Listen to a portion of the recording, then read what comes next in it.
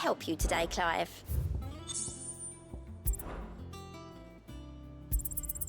You earned this. Here you are. Come again. I may have more for you.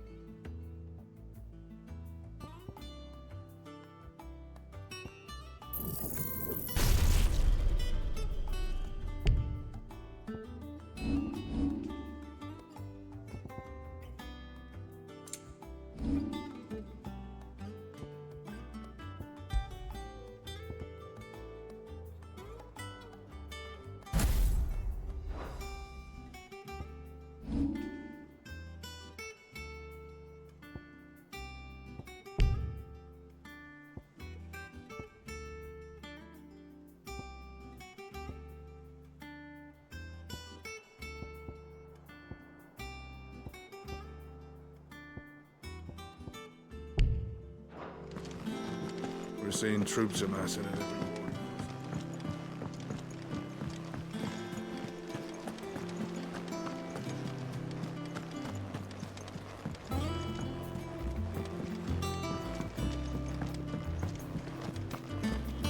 Thanks to Sid, the man.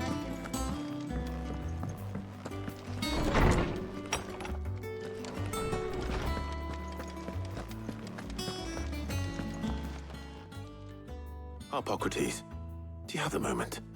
For you, Clive? Always. Well, actually, it's for mid this time. Could you take a look at this?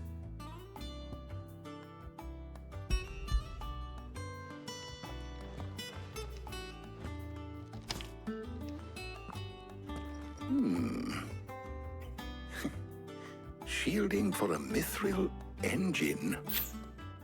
Whatever will that girl think of next? And what are these notes around the edges? She has some specific requirements for the materials. The shielding needs to be able to resist extreme heat on the inside, and yet remain cool enough on the outside not to set the ship alight, while also being light enough not to sink it. As you can imagine, she's struggling to find anything that meets her needs. I see.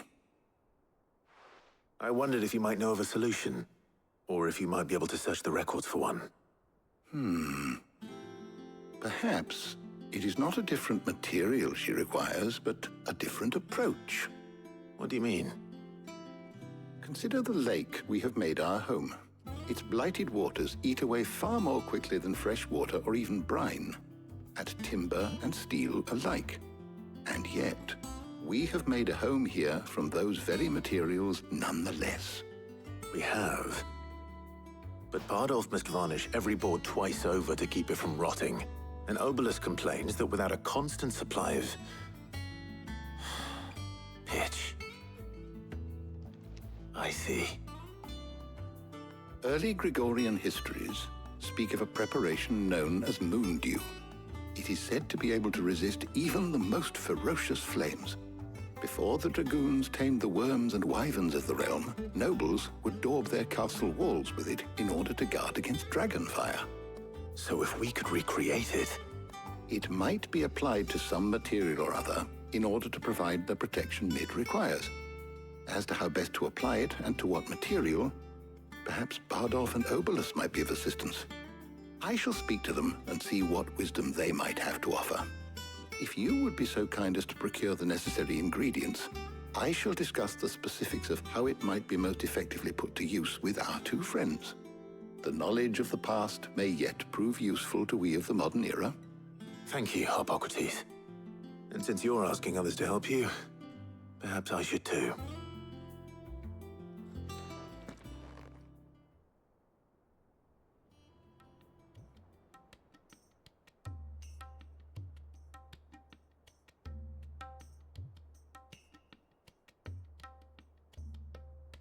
So you need a hand, do you? We do. I'll be heading to market for the ingredients we need. I could do with some help. And some company, too. The other can assist me in researching how best to prepare the shielding itself. Can we count on your aid? Always. Well, if Jill's game. Thank you. I am sure either of these fine young minds would prove indispensable in my research. I leave the decision as to who will go with whom in your capable hands, Clive.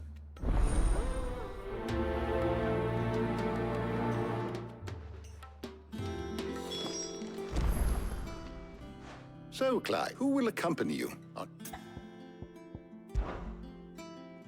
Very well. So then, what do we need to find?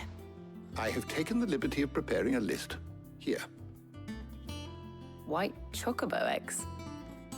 Pepio nuts. Are you sure this list is right? Everything on here seems very edible. I would have thought the ingredients would be a little more exotic.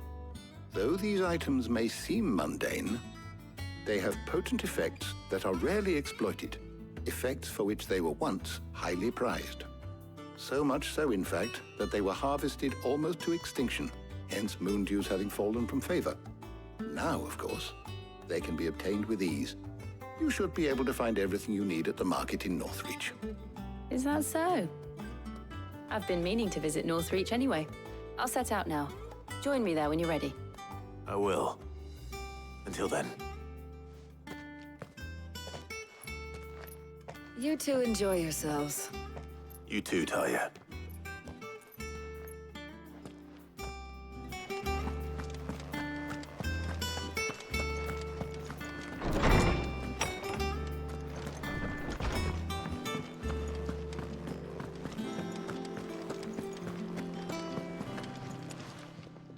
Well, don't just stand there, go.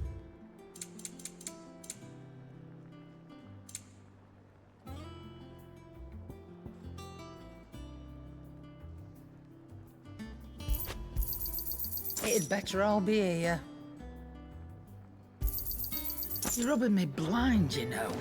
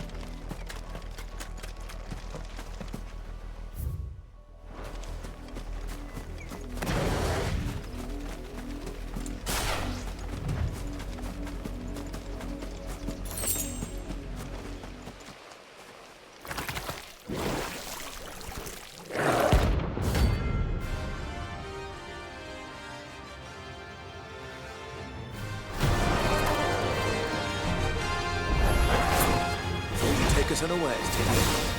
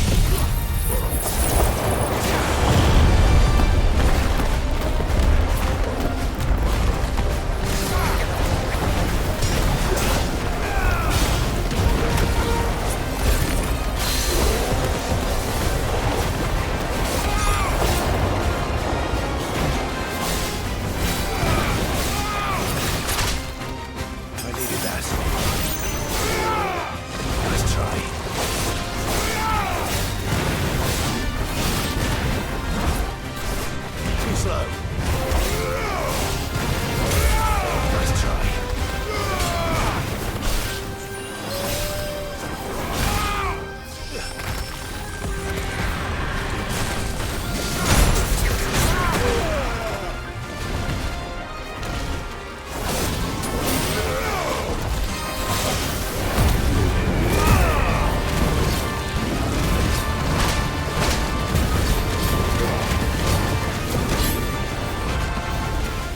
Too slow.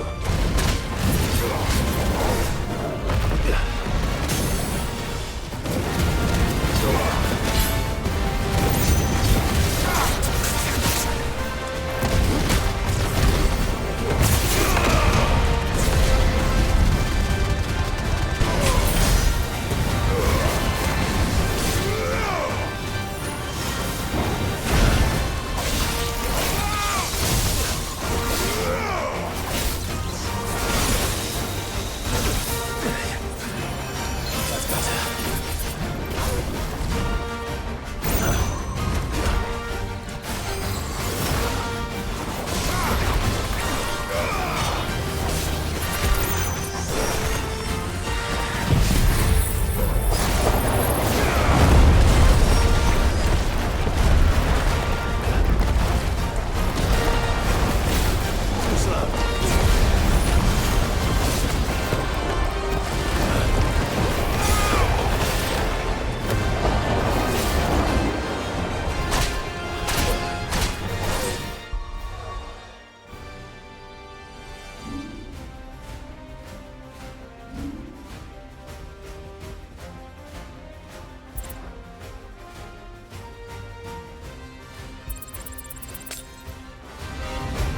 Too slow. Too slow.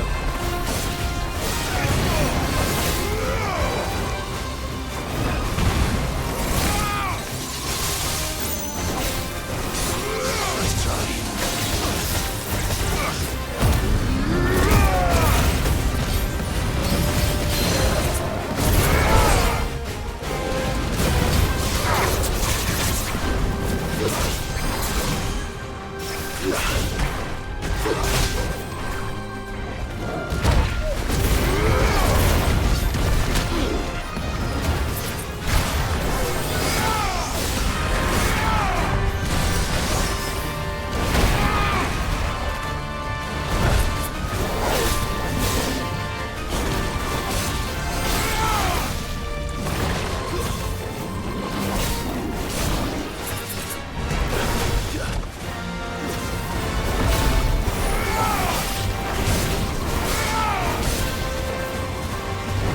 Too slow.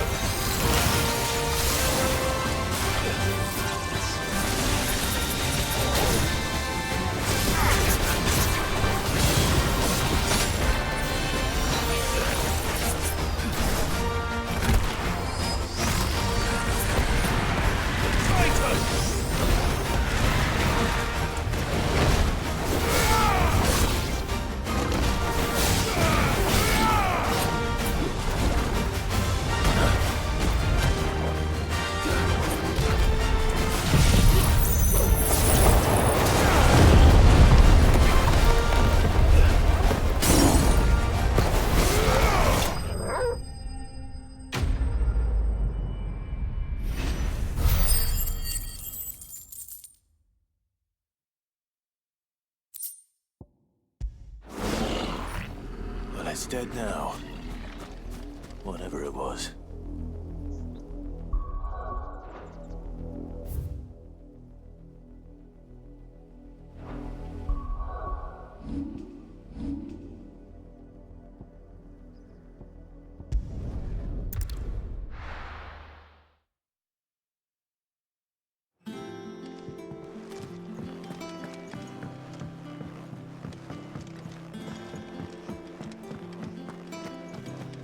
Thanks to Sid. Well, don't just stand there, go.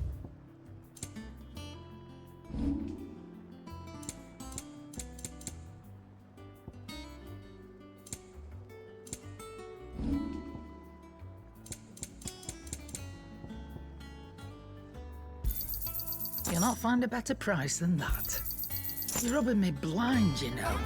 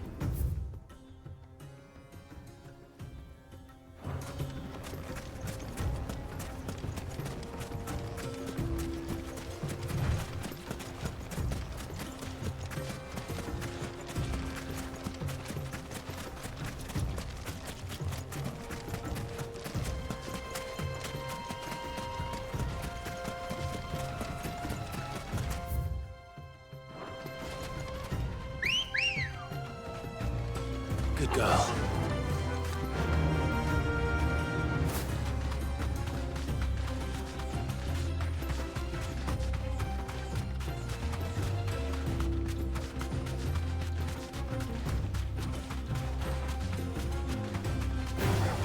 All right.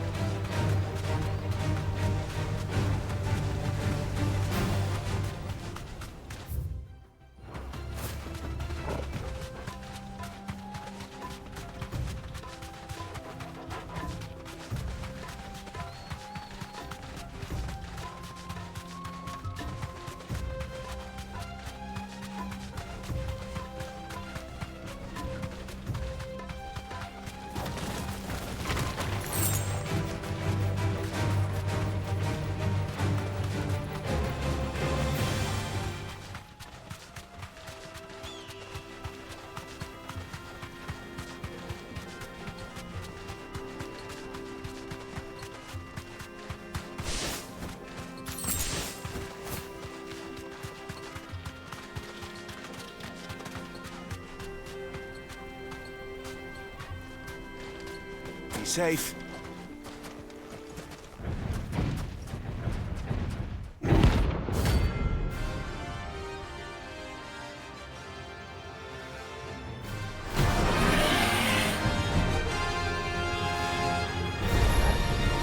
Well, Clive, looks like you're gonna need an even bigger sword.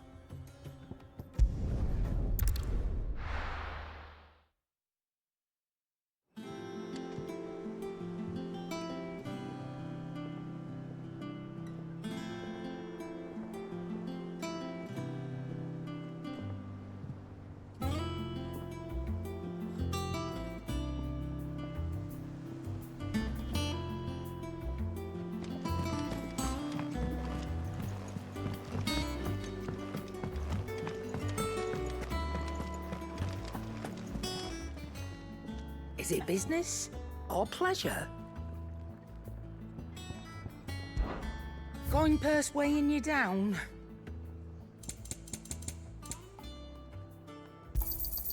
It'd better all be here. You're rubbing me blind, you know.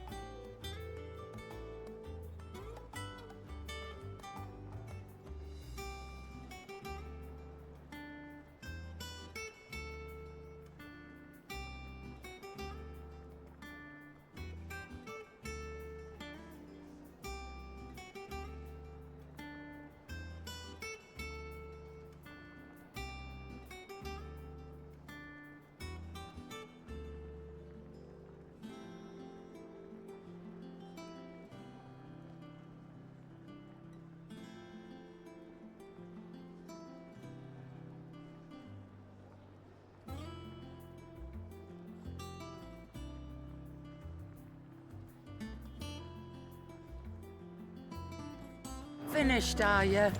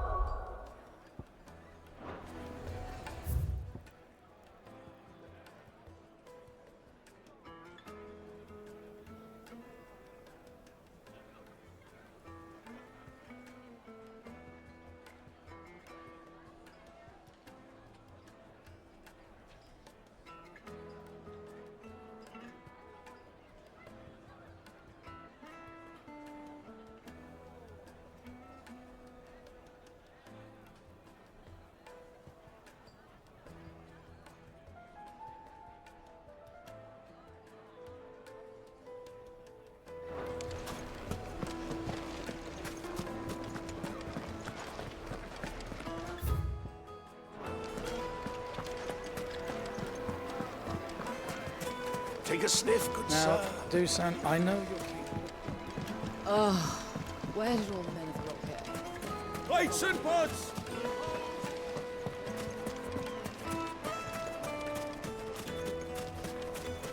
No, I'm telling you, it's gone. Can't be true.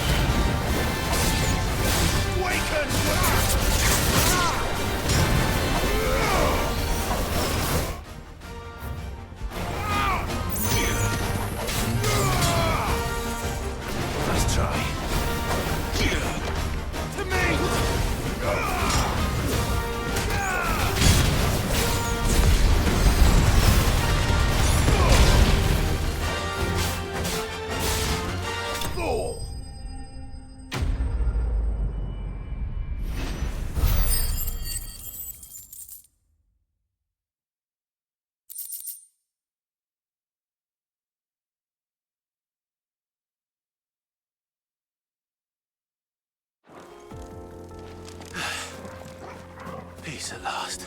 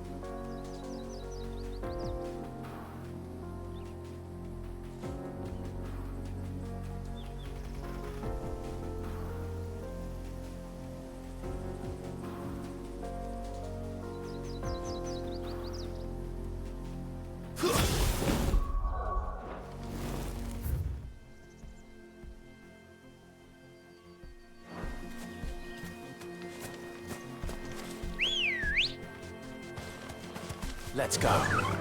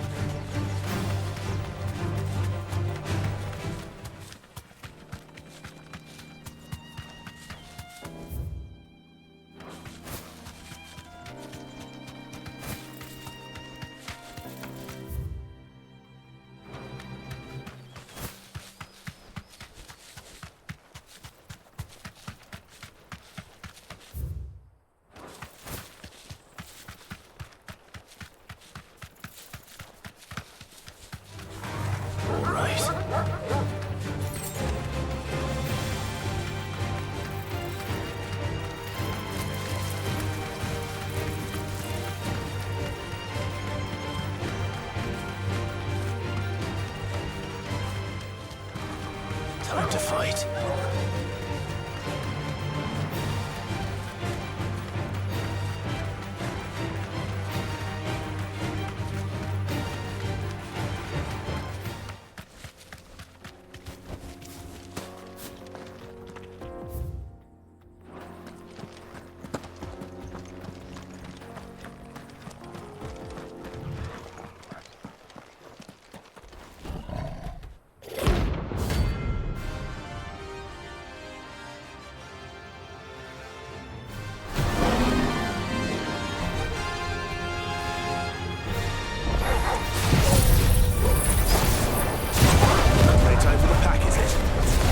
Let me introduce you to Mark.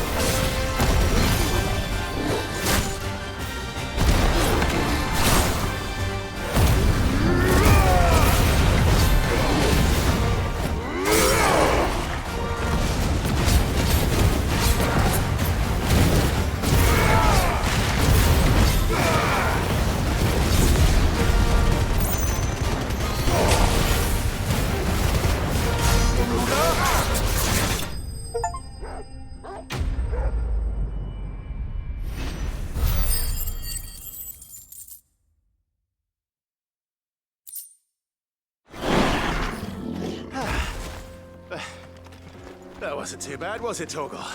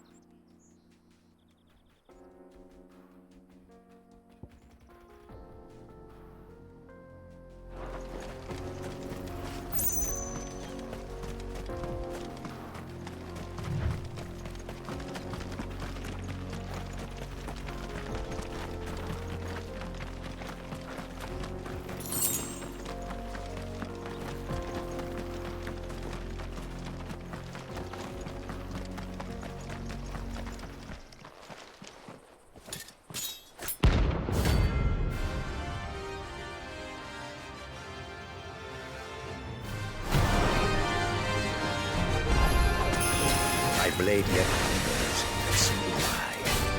Come, let us feast on your flesh. Your feasting days are over.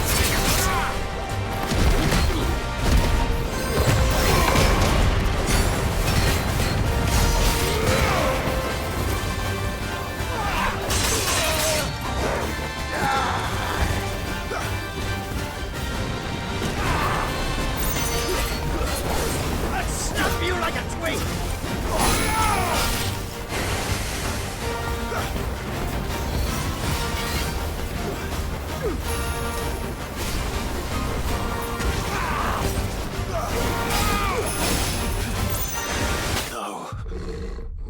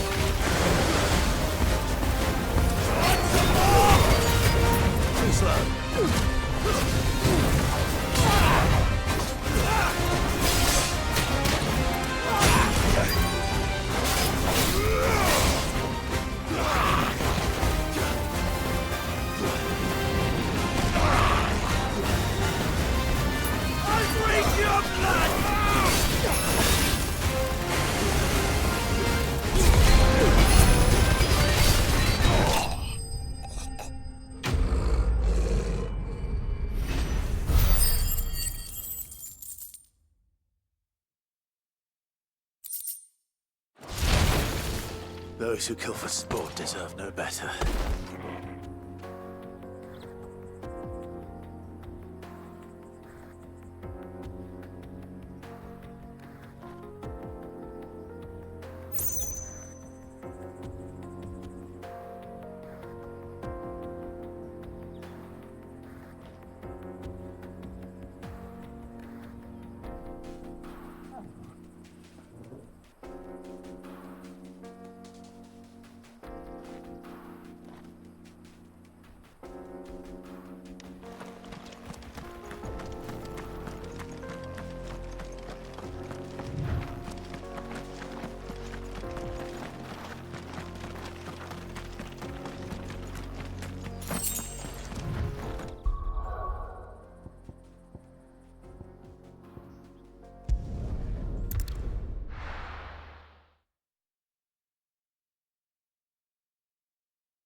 Now, where's Jill?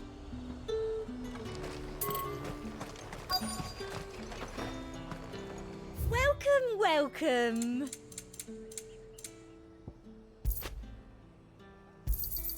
An excellent choice.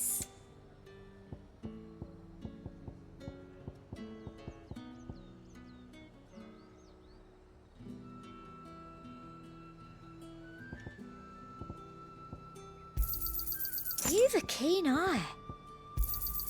An excellent choice. Keep them pilchards nice and chilled. I won't have Are those Pepio nuts?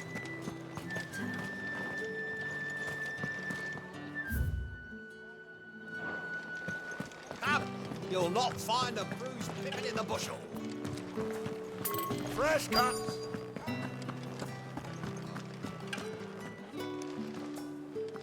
How goes the hunt for ingredients?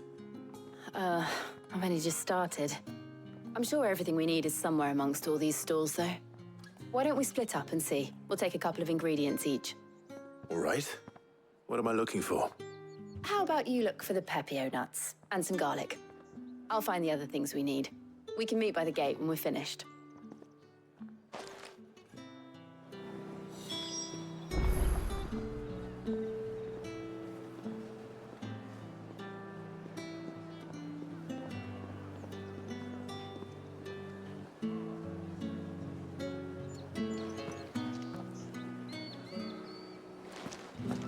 Here since sunrise. Just see.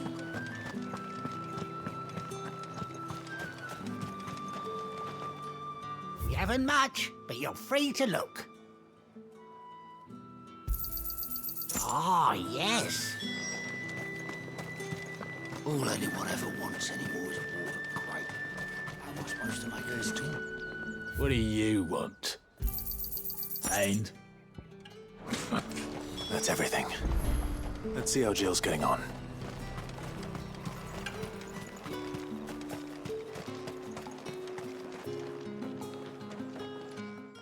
Did you find everything? I did. Here.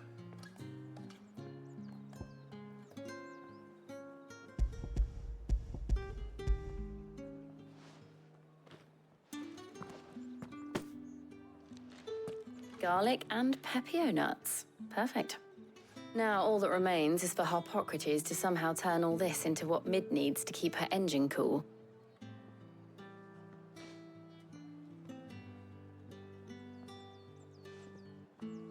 But before we head back, would you walk with me a while?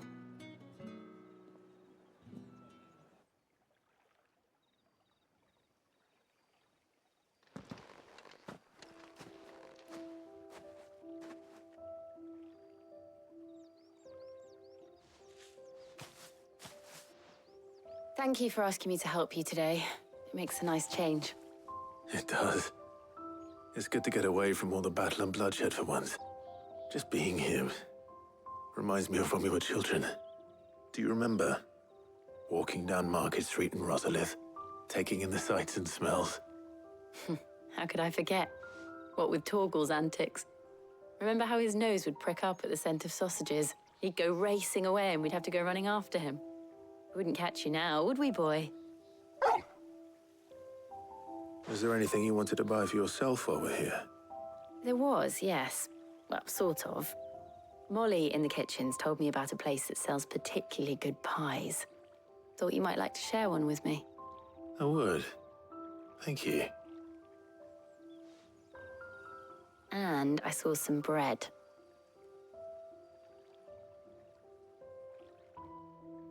Big white cobs like the baker back in Rosalith used to make. What do you think?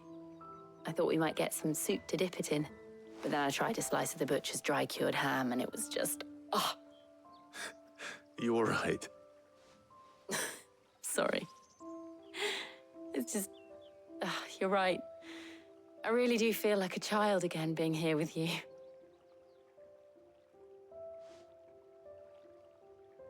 Clive. Is it wrong of me to enjoy this? No, Jill. This is how life should be. And it's how our lives will be when our work is finally done. When we can live on our own terms. I hope so. Thank you, Clive.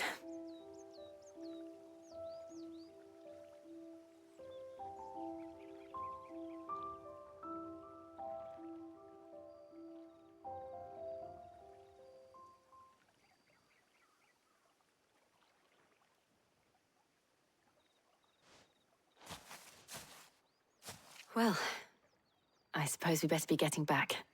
I need to give these ingredients to Harpocrates and Talia. I'll see you at the hideaway. Take care.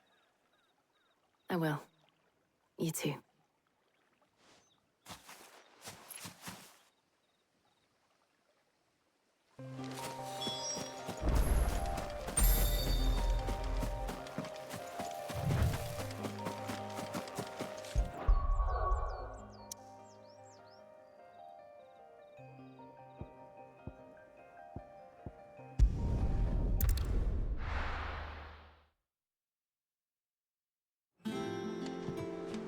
I wonder how Harpocrates is getting on with the moon dew.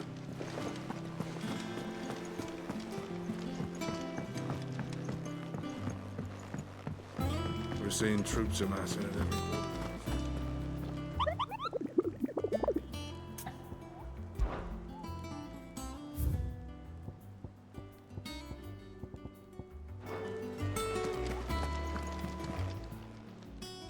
Oh, I wasn't expecting you back. Business is busy.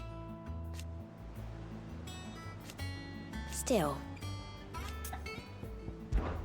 Kuka. When I close my eyes. Only I don't know how. I wish you were here.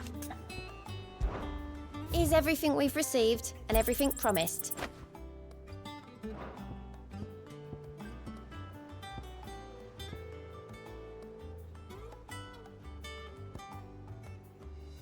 Come again. I may have more for you.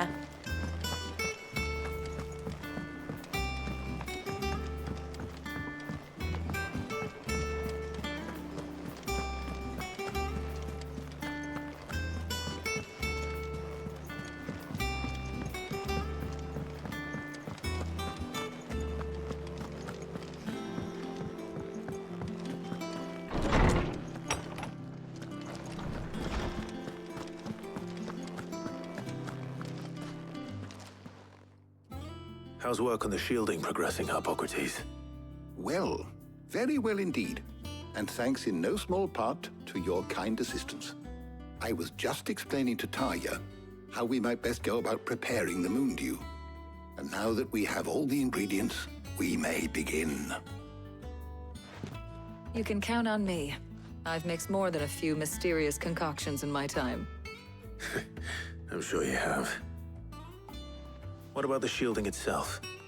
Work is underway, under the watchful eyes of Bardolph and Obolus.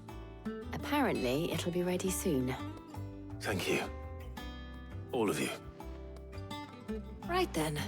Jill, would you join me in the infirmary? Many hands make light work and all that. Of course.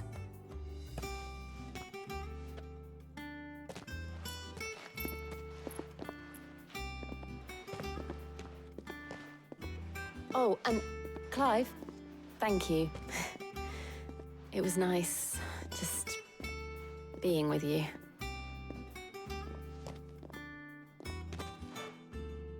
It appears our work here is almost at an end.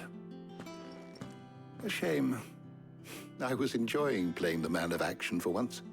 When both the shielding and the moondew are ready, it will merely be a matter of applying the one to the other, followed by a rigorous process of testing and retesting, of course. Perhaps someone ought to warn young Mid of that. Leave it to me. Thank you, Hippocrates.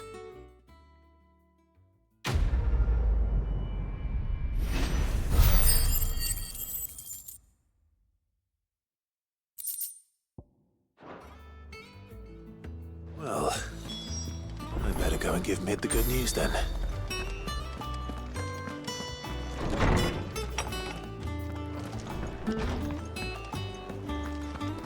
Thanks to Sid.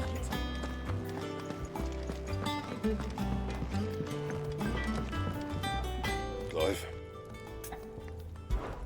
So, will it be?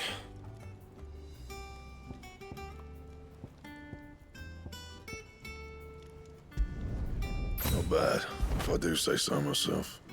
Not my best work, but it'll do.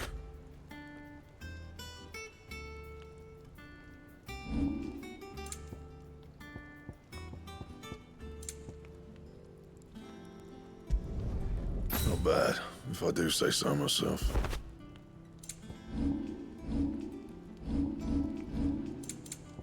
And?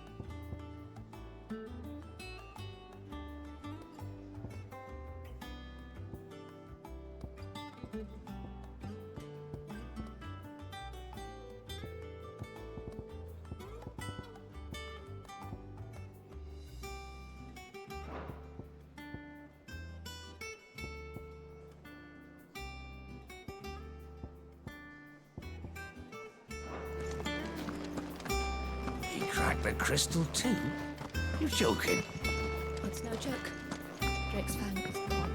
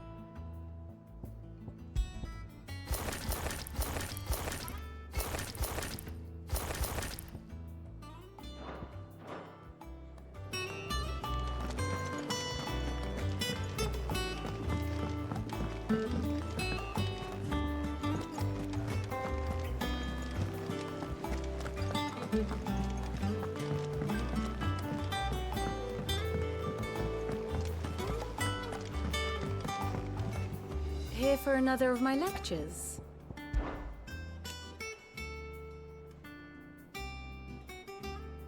So what of its parliament? Which leaves but one man.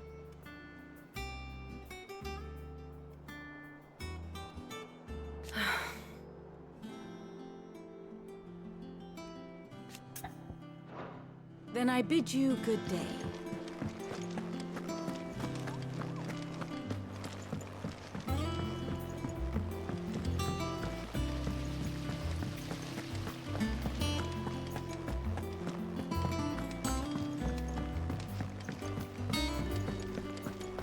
I think Mid might need some help.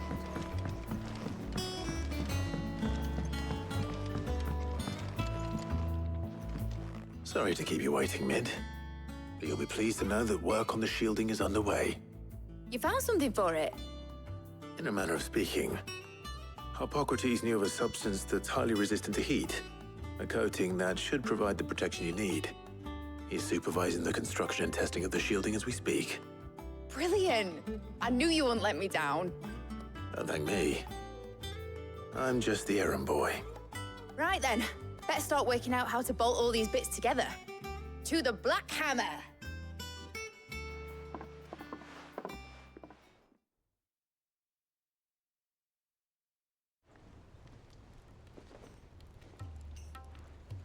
You know, when I got into the smithing game, I thought I'd be making swords and shields, not thermal bleeding didgeridoo-dahs. Displacement stacks. Same difference. Whatever you call it, I ain't putting it together in here. It's cramped enough as it is. Let's take this outside. Mid, you get all the parts lined up on the deck. I'll take care of the rest. On my way! Oh, and bring me the biggest hammer you can find. This is gonna require some precision walloping.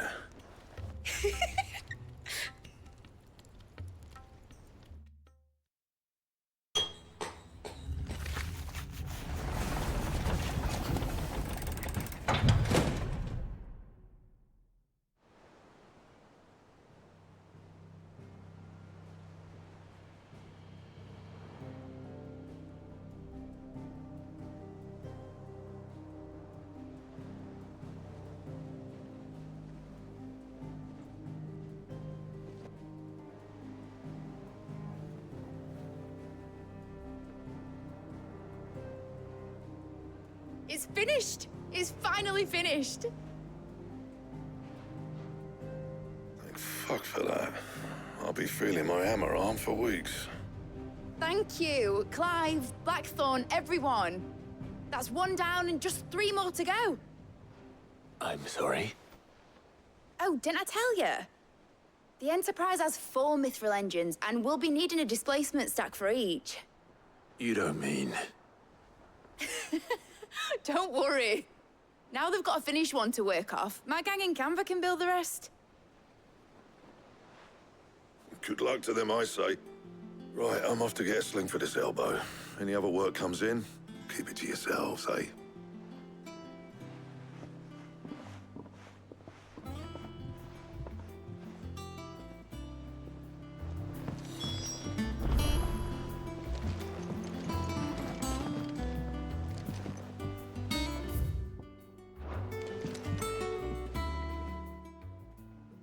What's the matter? Nothing. Just daydreaming. Thinking about the Enterprise sailing off over the horizon to shores unknown, searching for a land untouched by the Blight, just like me and my dad planned.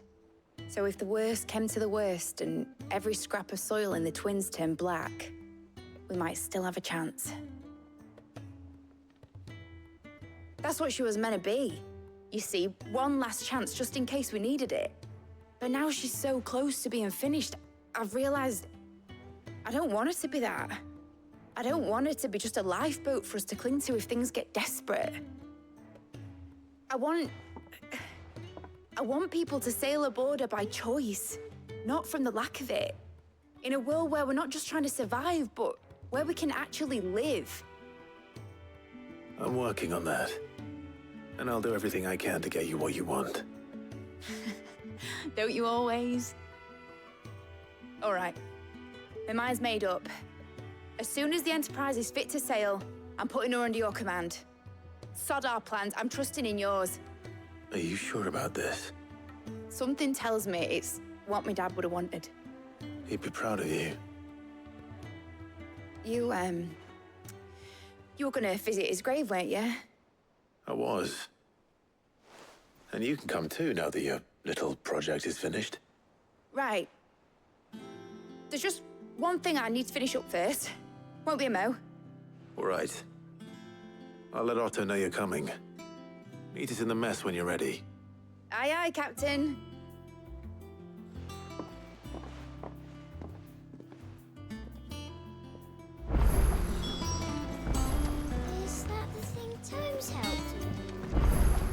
told me she was building a ship.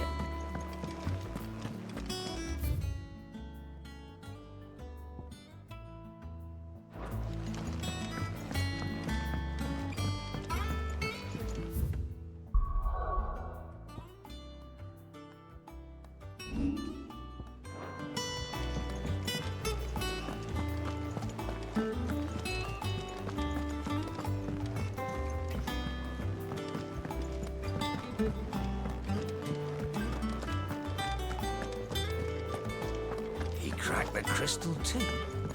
You're joking.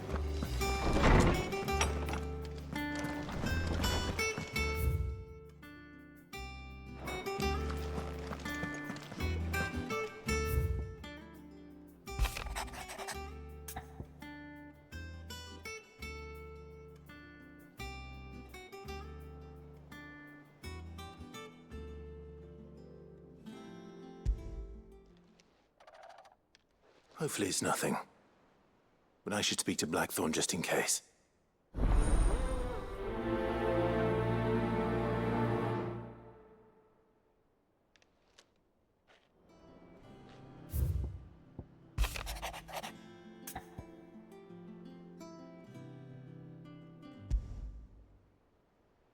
What could be wrong with Torgor? He seemed well enough when I last saw him.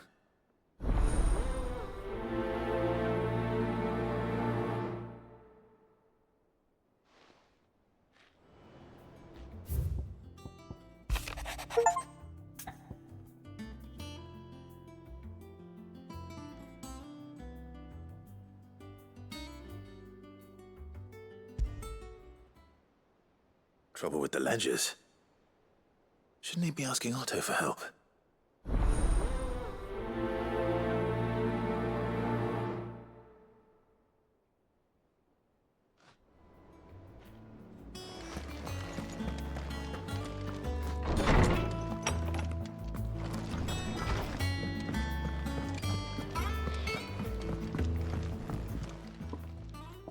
Blackthorn, do you have a moment? Not really, no. This won't take long. I just wanted to ask how you're getting on. August was worried about you, that you might still be doubting your craft, even after learning the trick of that cuirass. Is there something else weighing on your mind? Perhaps sharing your thoughts might help. That bastard's like a dog with a bone. Still, he's got a keen eye, I'll give him that. He's just, well, Karen showed me something. Something I've never seen before. And that was? A sword. An odd-looking thing with a single-edged blade. The metal itself wasn't anything to write home about, but fuck me. The edge on it. You could slice a man clean in two with a weapon like that, and he'd be halfway home before he even realized he'd been cut. So that's what's troubling you? Nah. Not troubling me exactly. More distracting. Can't stop thinking, how do you get an edge that sharp? It's driving me mad. And if you knew how to do it, we could arm the curse breakers with even better blades. That's about the size of it, yeah. I'll see what I can find out. Sharper swords are always welcome. And we can't have our master blacksmith being distracted. You're a soft touch, you know that. But I can't say I'm not grateful for it. Good luck, eh? Thank you. Let's see what Karen knows about this sword.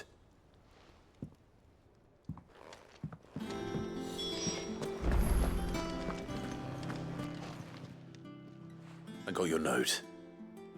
You think something's wrong with Torgor? So you can read. Congratulations. But I didn't say how we're wrong with him. I said something weren't right. He's not been eating me treats. He used to love cracking the bones from Molly's boiled brown, but now he won't so much as look at them. Didn't like him. Which is why I'm of a mind that his mind's on something else. You've not been working him too hard, have you? No harder than usual. Is that it, boy? Do you need a rest?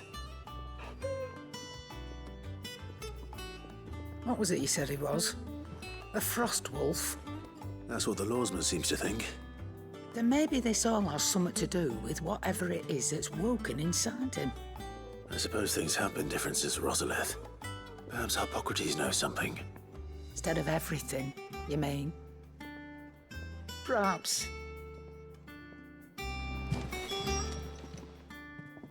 You're looking well, Karen. What do you want? Out with it. I want to know about the sword you showed Blackthorn. Single-edged and extremely sharp. Running around after him again, are you? I suppose I am, yes. But I need to help him find out how to work an edge like that. It's driving him to distraction. Little wonder, I suppose. There's not many like that make it as far as the twins, and those that do go straight into private collections. Which made it nice and easy finding a buyer. Can you tell me who bought it? Where is it now? You think I tell people who my clients are? Suppose you're not likely to go nicking him off me, are you now? Fine. If you stop mooning at me like that. Lord Ignac's the man you want. Dalmekian bloke. Collects weapons and the like. And he's got more money than sense, which is why he's one of my favourite clients. Reckon he'll still be at the inn in Dalamil, where I left him. Thank you, Karen. Oh, and he's a touch eccentric, if you take my meaning. I appreciate the warning.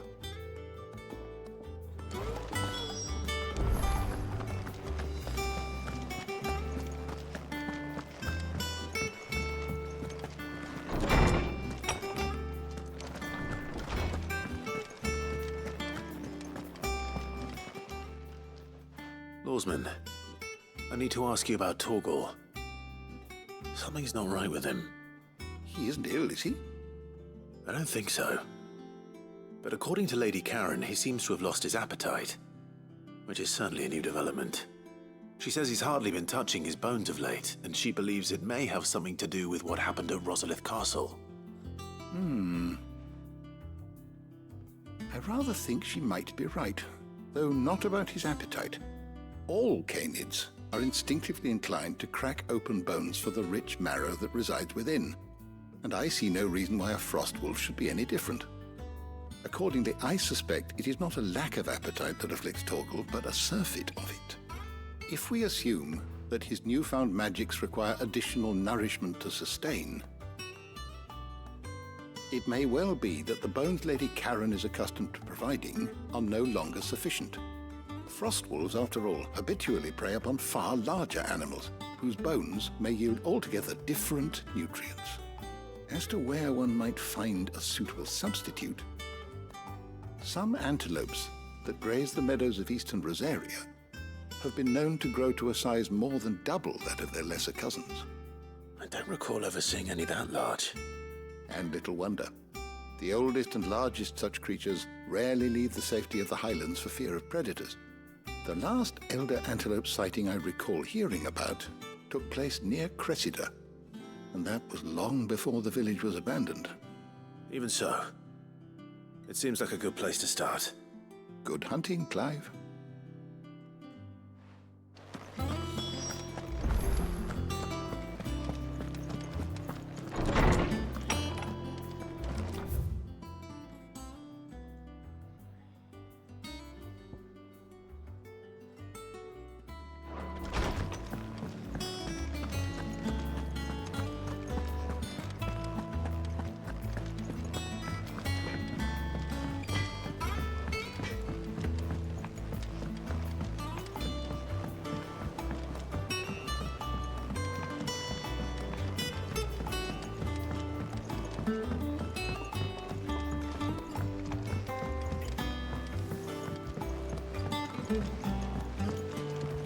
Wish I could tell.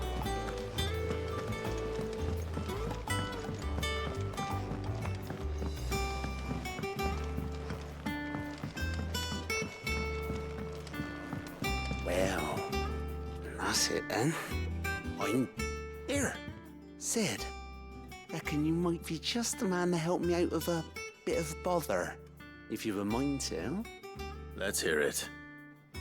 Well, it's about this alembic the chief's got me making. Lovely bit of kit it is. Bung in a solution you want splitting, and it'll separate it out, just like that. Problem is, it won't always get rid of all the impurities. And with some of the stuff we need it for, that ain't good enough. Which is why I've been looking for something to filter the liquid we'll be cooking off. And that's where I was hoping you could help me out.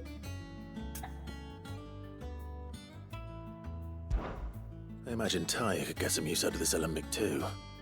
Distilling medicines and the like. All right. Why not? Proper job! So what exactly do you need for this filter? Nothing but bomb ash'll do, says the chief.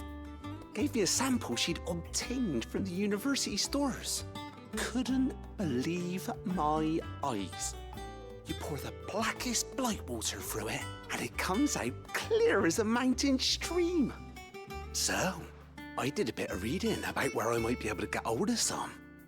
And do you know what I found out? It's only the blimmin' bones of a bomb king. They leave them behind when they die, see? I take it that's where I come in. If you wouldn't mind. I saw a billet on the hunt board for one just the other day. Would have gone myself, but, well, fighting dirty great balls of flame isn't exactly my forte. You, on the other hand... All right. I'll see what I can do. Thank you kindly. And good hunting, eh?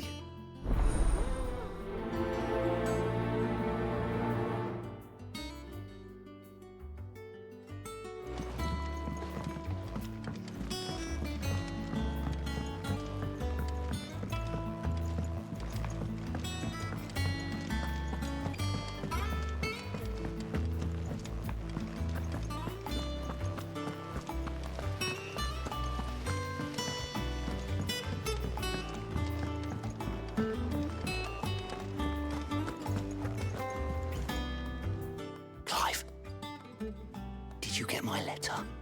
That's why I'm here. Shh. Otto might be listening. Is this better? A little. Listen, I've some bad news. It turns out the hideaway may be slightly behind in its payment to certain lenders, and it's maybe my fault. But I swear to the goddess, I thought I had the numbers square.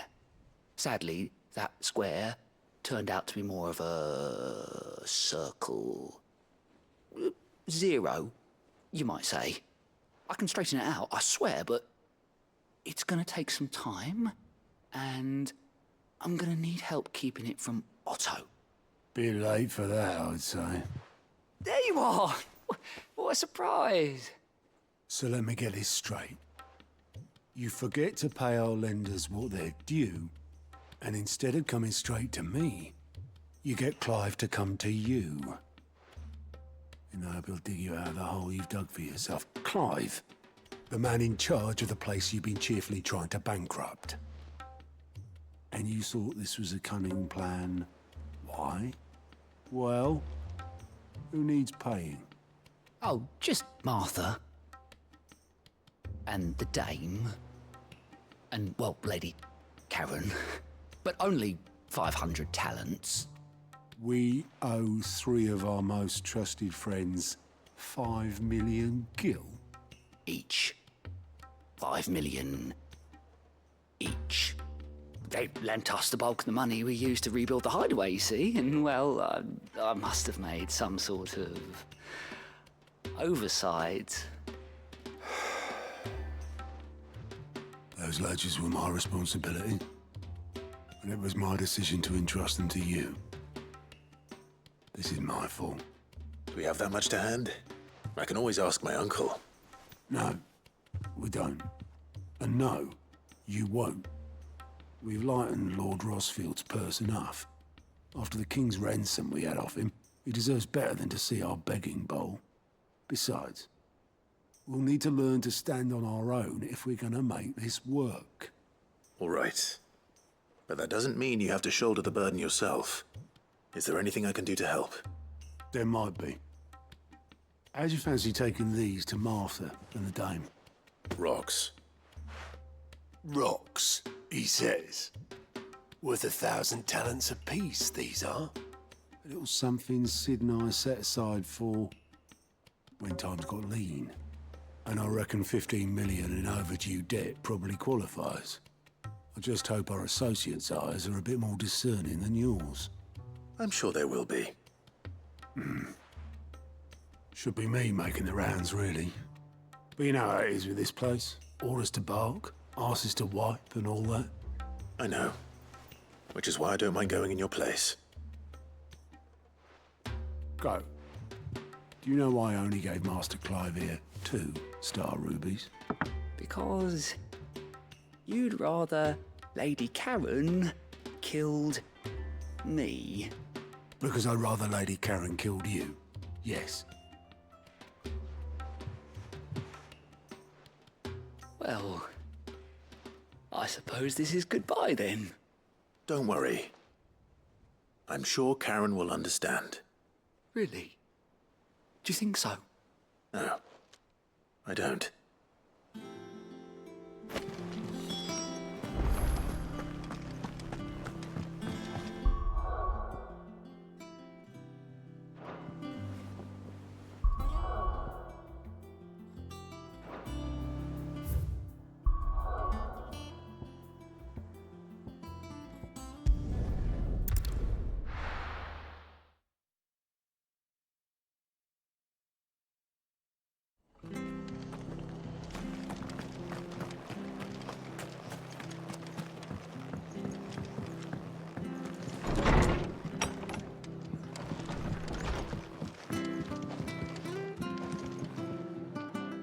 Clive, we weren't expecting you.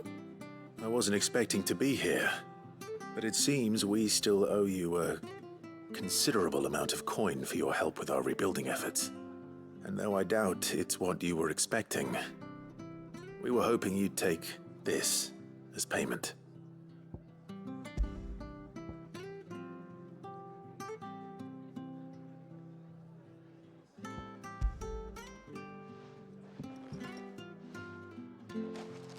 A star ruby? I can't accept this. It's worth at least twice what you owe me. More if you can find yourself the right buyer. Think of the difference as interest. Interest? If word got out I charged that much, no one would ever borrow from me again. Anyway, why are you the one here asking me about this? I'd have expected Otto. Bit much sending the Lord Marquis out to settle your debts, isn't it? The old goat working himself to death again. Something like that. Most days I think he's the only reason the hideaway's still standing. Same as always, eh? Back when the place was nothing but a twinkle in the eye of a recently retired Lord Commander, word is he was the first one Sid reached out to. Probably knew that without his strong arm and level head, the idea would never get off the ground. Sid may have been the face of the hideaway, but Otto's always been the backbone. And when Sid passed away, we were all worried that would be the end of it. That Otto would just give up. His death was hard on everyone. But it must have hit Otto hardest of all. But he didn't give up, did he? Quite the opposite, in fact. If I recall, he was the one who nominated you as Sid's replacement, and rallied the rest around you. I reckon what he saw in Sid, he saw in you too. And don't we all? Doesn't hurt that you're half as stubborn and twice as handsome, neither. That, and you keep good company. I suppose I do.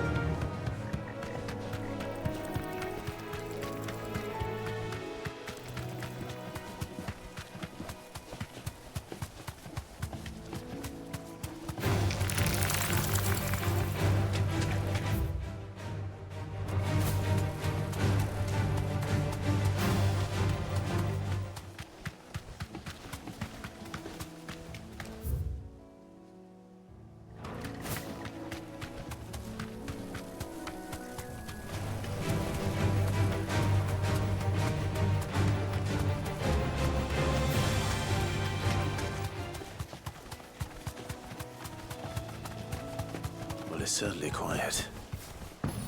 If I were a giant antelope, it would seem like just the place.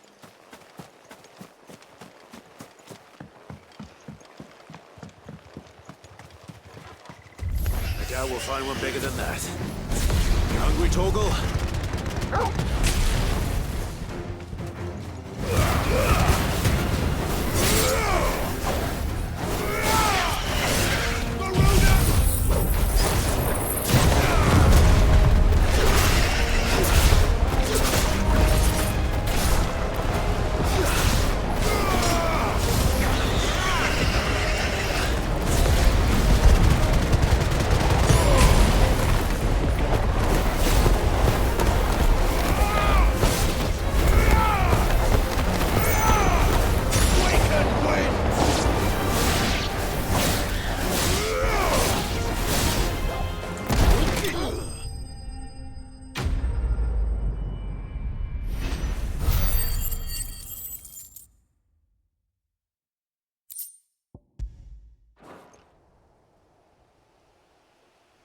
Now,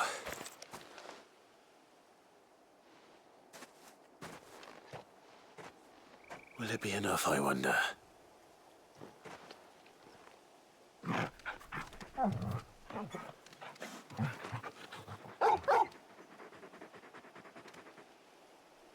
I say that answers my question, which means we owe the lawsmen our thanks. You're just a big puppy, aren't you? A very big puppy.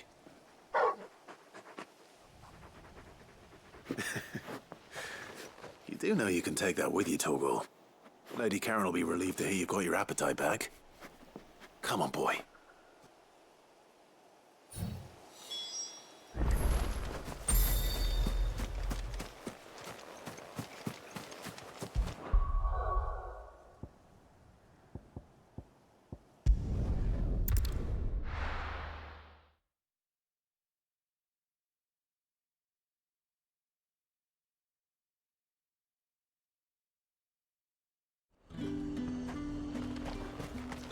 There's talk that the glass gate.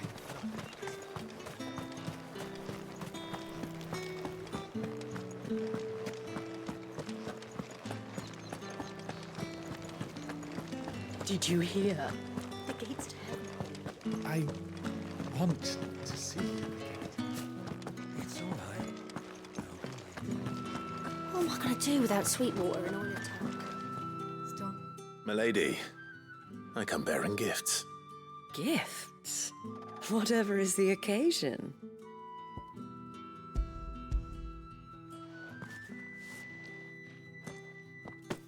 Oh my. Clive, you really have outdone yourself. Otto asked me to give it to you. To settle the Hideaway's debt with the Veil. And to compensate you for the time it took us to do so. You disappoint me, Clive. I thought you might finally be warming to me. Tell Otto he can keep his baubles.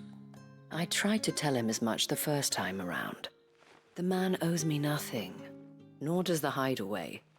My contribution to the restoration effort was made freely and willingly. It was the least I could do. You once told me Sid did you a kindness. I'd like to do the same.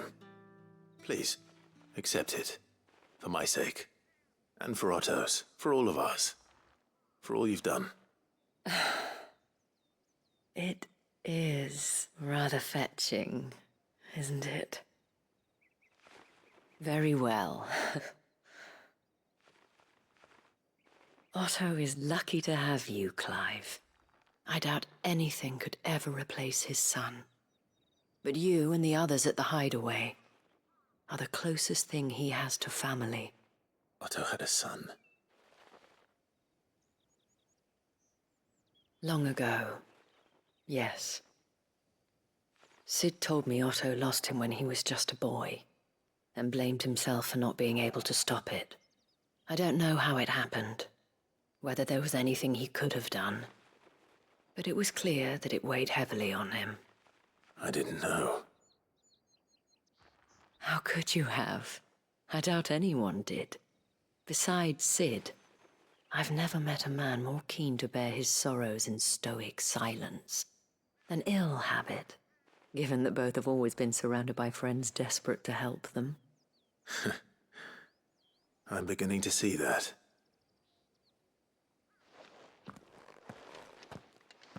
Go will want to know the stones were delivered, if he's still with us.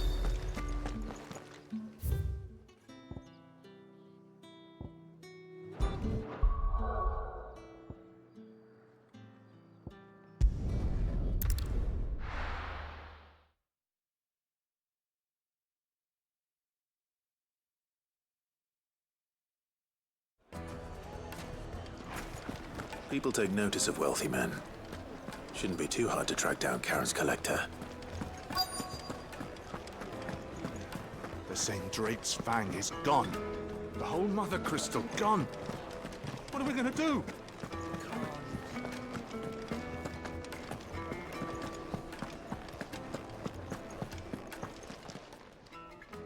My reputation will be ruined!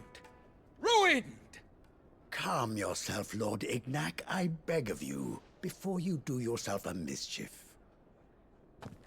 Pardon the intrusion, but... Out! Get out! I paid for these rooms so I wouldn't be disturbed. Leave me be! Please, allow me to apologize. His lordship is going through a difficult time, and he's never been fond of guests arriving unannounced. Radim! Get rid of the filthy oaf this instant! Very good, Lord Ignac. Would you mind stepping outside for a moment?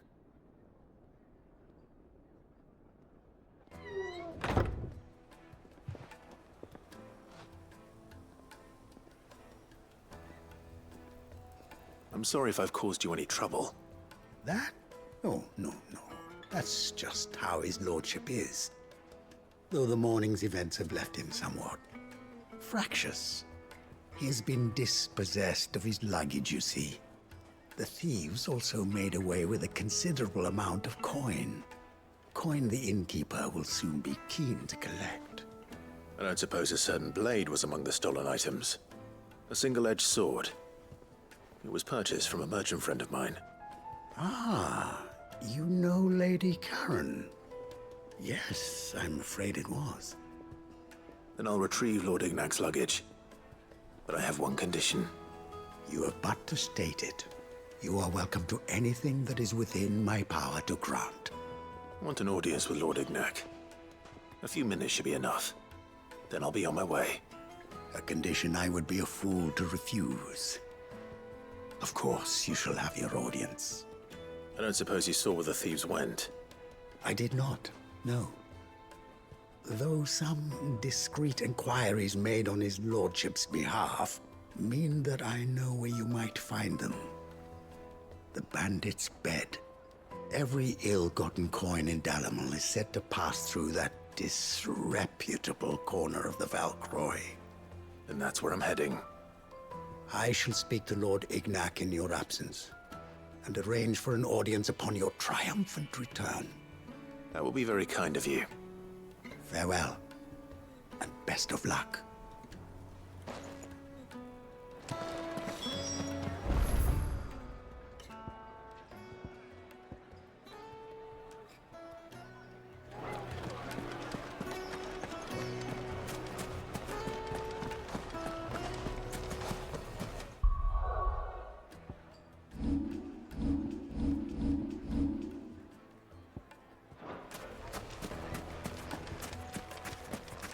No use calling Ambrosia now.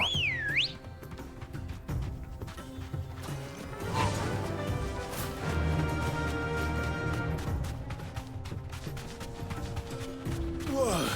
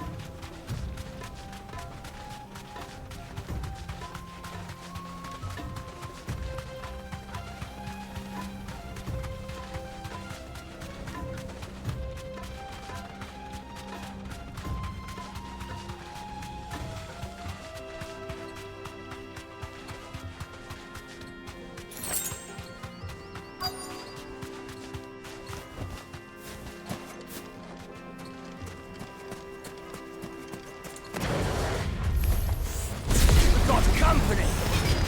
Come on, lads, let's tear the bastard's head off!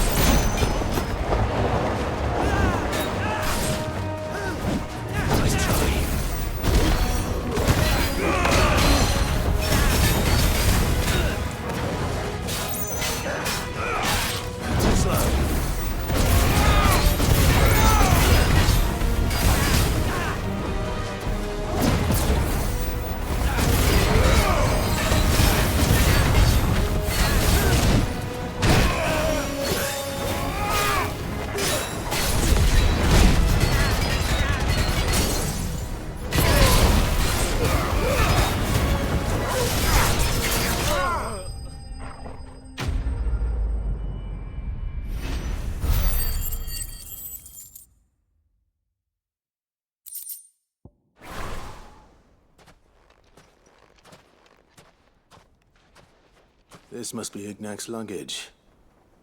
Nothing seems to be damaged. All right. Let's get it back to Dalamel.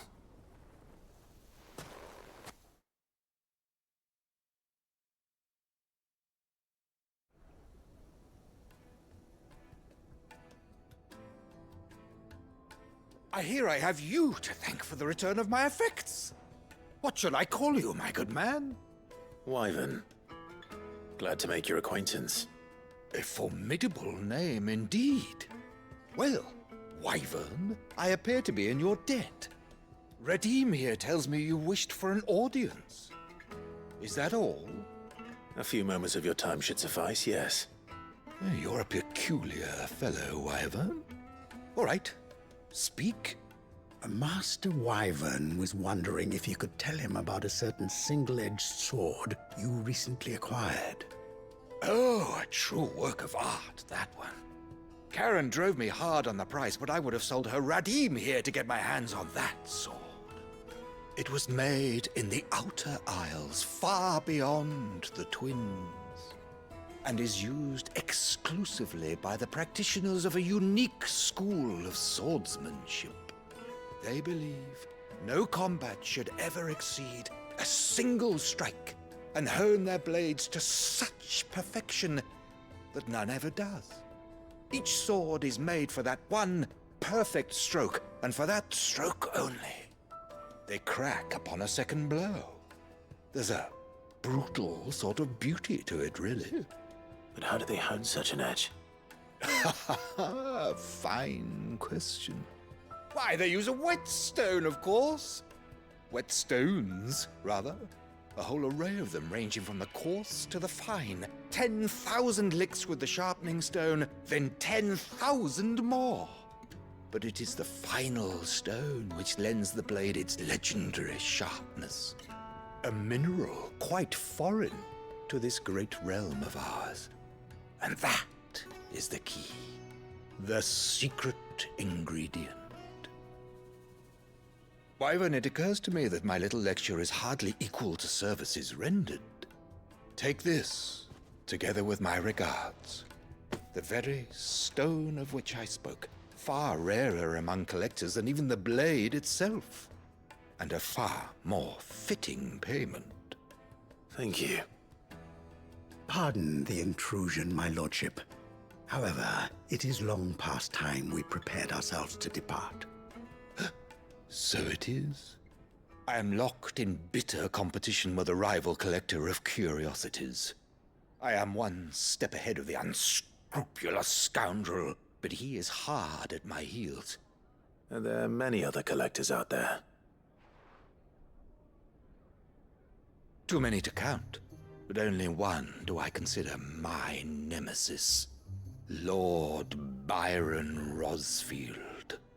And is a perennial thorn in my side. I can imagine. Farewell, Wyvern. May our paths cross again. Radim, we mustn't dawdle.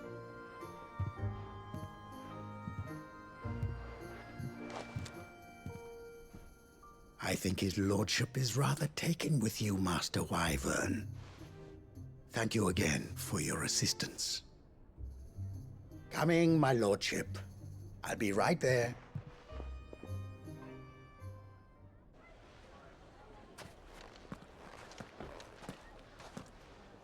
Trust Uncle Byron to find such an interesting rival.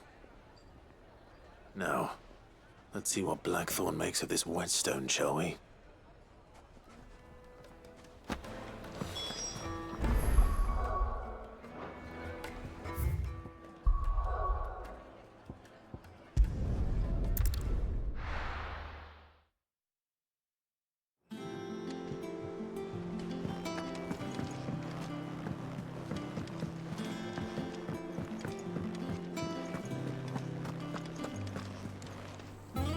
I noticed you and Torgal had gone off somewhere.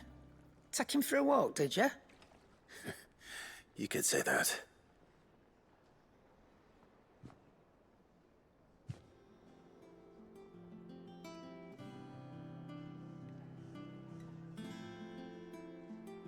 So, Molly's leftovers weren't good enough, eh? That'll teach me for treating you like you're still a pup. All right, no need to shout. Now we know what you're after, I can see about getting some in. Speaking of which, I brought one for later. Can I leave it with you?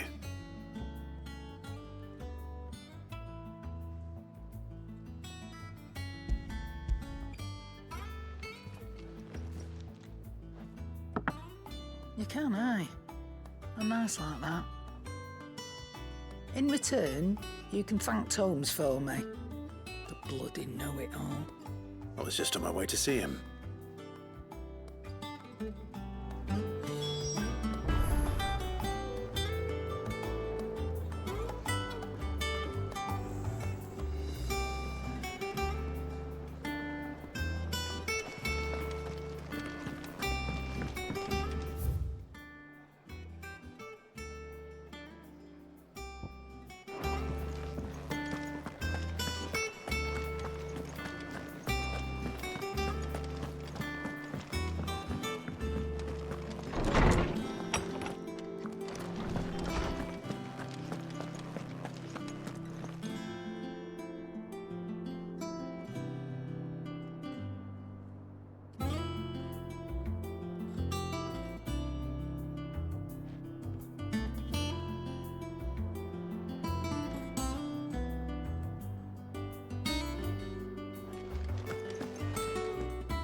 Ah, Clive. Were you able to locate your quarry? We were indeed, Lawsman. You pointed us in exactly the right direction.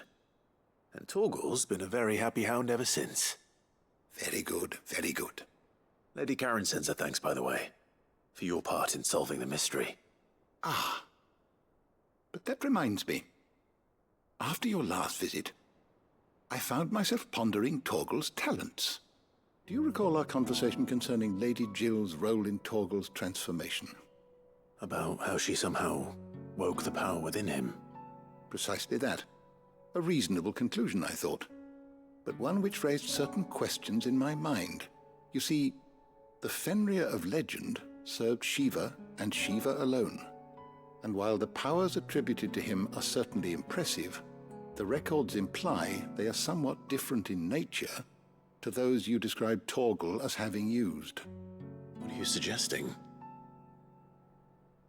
That Torgal may be the beneficiary of more than one icon's power.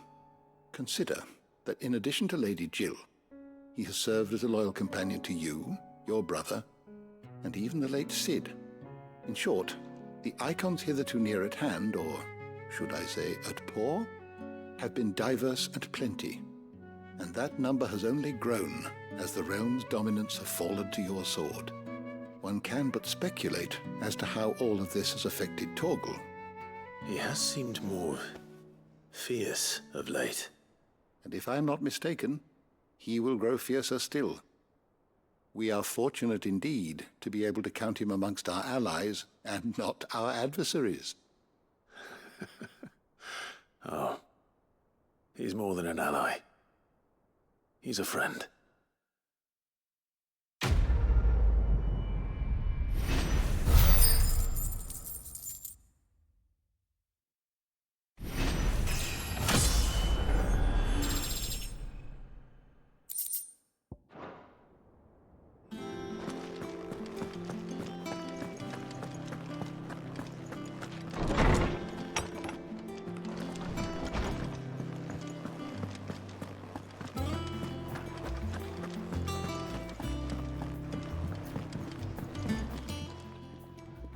Sorry for the wait, but hopefully you'll agree it was worth it. You learned something about that sword then? I did better than that.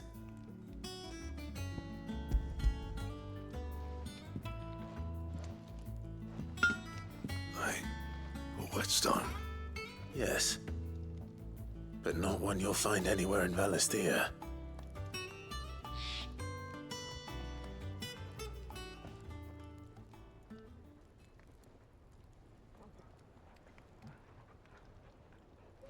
No wonder I couldn't get the same finish on the grinding wheel. One hit and all done, eh? Might not be so bad if all you ever fought were duels. Good luck on the battlefield. Your second opponent would be your last, no matter how good you were. Even so, is there some way it could be used to give the Curse Breakers an edge? I think so, yeah. With this whetstone and the right kind of steel, I could probably even make a twin of the blade that rattled me. But there'd be no replacing this little rock once I worn it down to a sliver. I reckon we get a dozen swords from it, if that. Swords that the Curse Breakers wouldn't know how to wield properly, and that would see them through a single fire piece. Nah, no point trying to copy that thing. Be about as much use as a wax anvil. But finishing our blades with a whetstone this fine, now that's something to consider. And what's finer than fallen masonry, eh? Or more hard-wearing, for that matter. Just imagine it. Good Valisthean steel with an edge as sharp as any found in the Outer Isles. I won't make a copy, nah. I'll make something much better. I'm sure the Curse Breakers will be delighted. Just don't push yourself too hard. Don't you worry about me, Sunshine. I've been working day and night since I was half your age, and I'll still be here when you're long gone. Hey, thanks, Clive. I mean it. I owe you one, August too. It's good to know someone's looking out for me. You'll be happy to hear you said that. And I'll see that my debt to you's paid. First new blade I make's got your name on it. You come and find me when you've got the materials. Right? I will.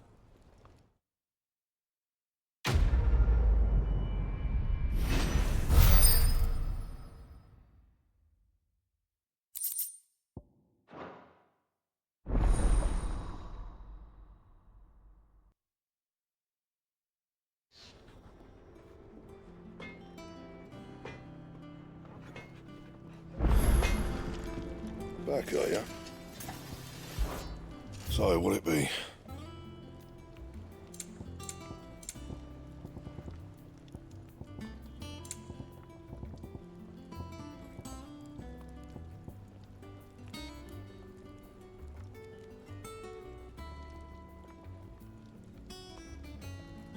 That it? Fine. He cracked the crystal too. I'm joking.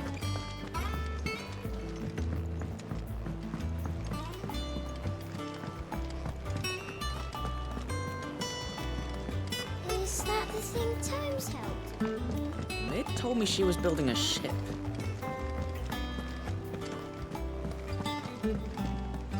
Ah, my favorite pupil. How may I help you today? One must understand one's place in the world.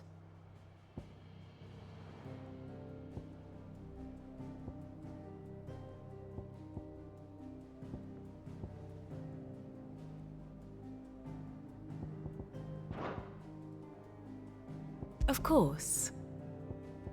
Thus ends today's lesson.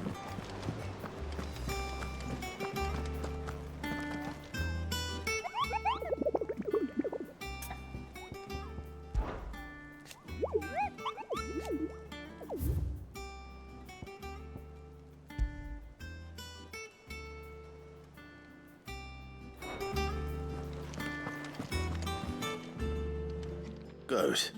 Still alive, I see. So Lady Karen accepted the ruby. Ah, about that. I tried my best, but she was just too stubborn to take it.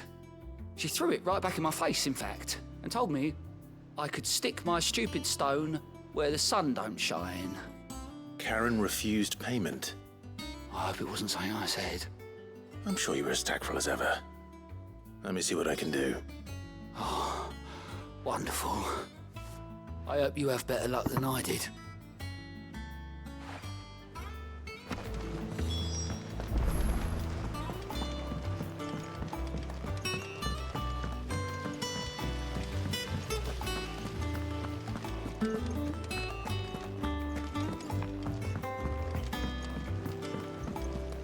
I think Mid might need some help.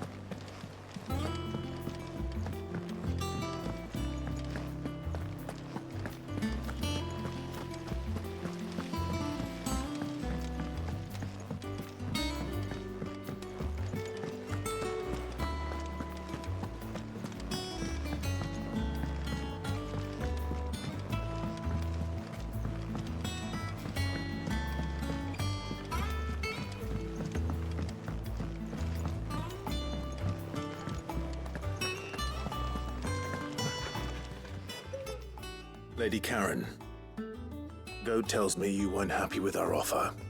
Would you prefer the debt was repaid in coin? What debt? I don't recall lending any of you like me hard-earned gil. I may have tossed a talent or two in the hideaway's coffers, but those were donations, and you can hardly call it charity if you go asking for it back. Of course not. But one good turn deserves another. And our circumstances have changed. Surely you wouldn't shun the gratitude of a pauper who happened to have become a prince. Oh, so you're a prince now, are you? Fine. But I'm selling it and taking what I'm owed, then you're getting the rest whether you like it or not.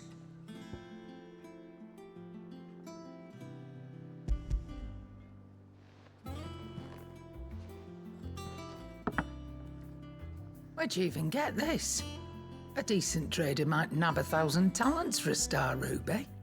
A canny one, meanwhile, might claim it were nicked from the belt of Sid the Outlaw himself and ask twice as much.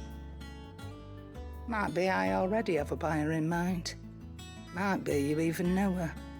A fine continental maid whose beauty's only eclipsed by a guile in commerce. You wouldn't mind, would you? Not at all. Just be sure to tell her that it's always a pleasure doing business.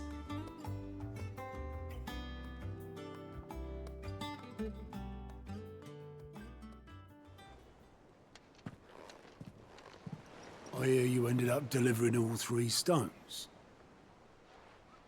Thanks to this lump. I sometimes wonder what I pay you for. Speaking of which, I still haven't been paid last month's wages. Oh, so you remember what's owed to you then? Get your ass behind that disc of yours and don't get up before those ledgers are square. Right away.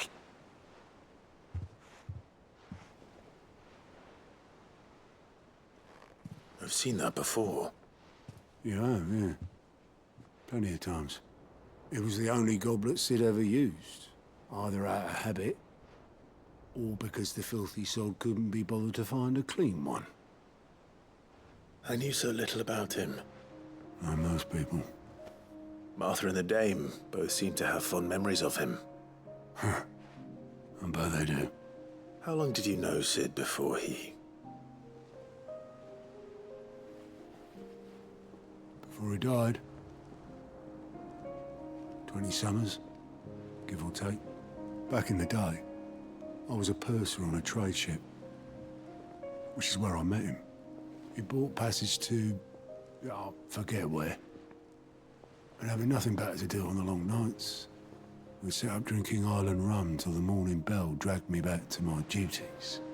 Quit my post not long after that, on account of making a fine maiden's belly fat. But me and Sid stayed close, promising we'd one day sail the seas again.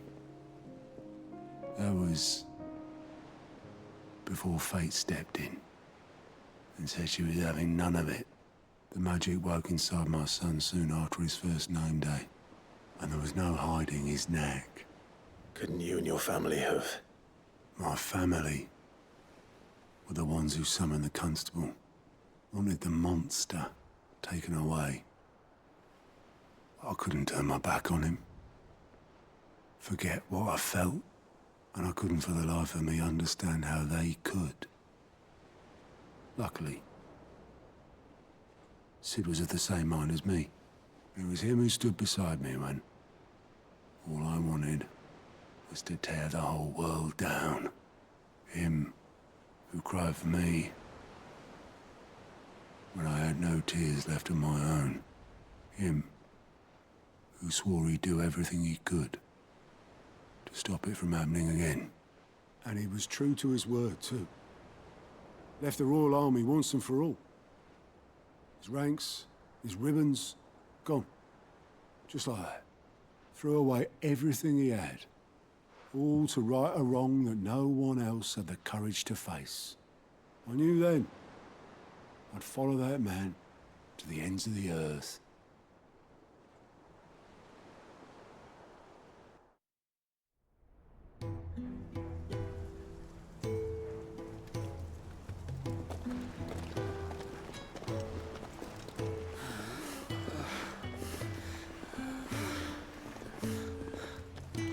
He was always too clever for his own good, was Sid. Saw the world for what it really was, while the rest of us were content to go along with the lie we were shown. And it can't have been easy, bearing that burden alone.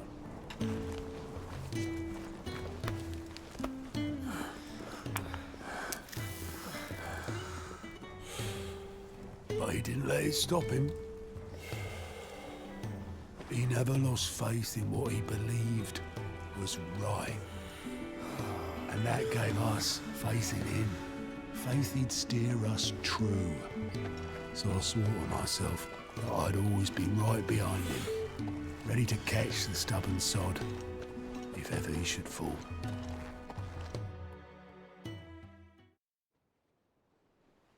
But I couldn't even do that.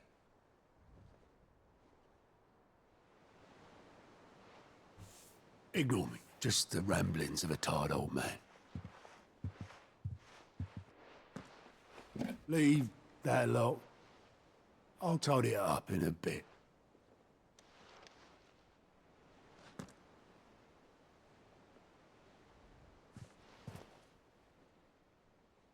This is Sid's handwriting.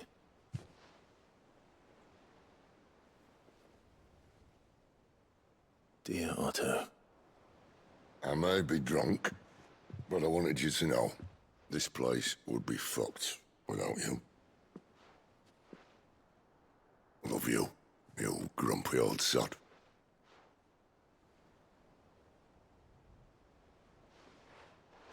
This note. Hmm?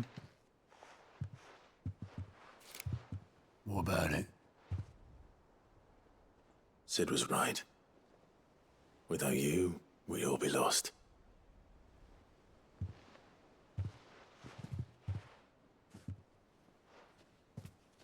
He should have bloody well said so then. Just once. Before he went. But then, why would he? Him, or anyone? I'd only have told him to piss off.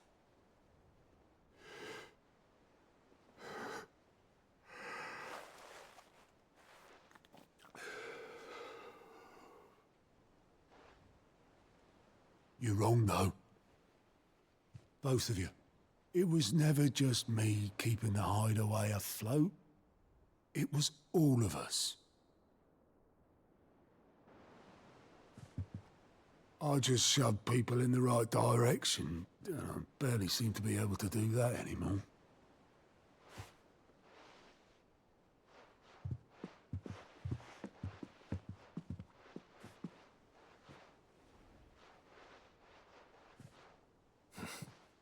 Would you rather go at the helm? Well, maybe I've got a few more years left in me. I'm going to hold you to that, Otto. Before you go, Sid would have wanted you to have this. But that's... This'll do me just fine.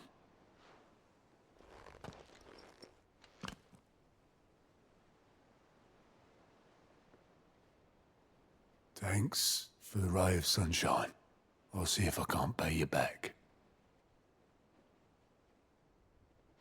Already have.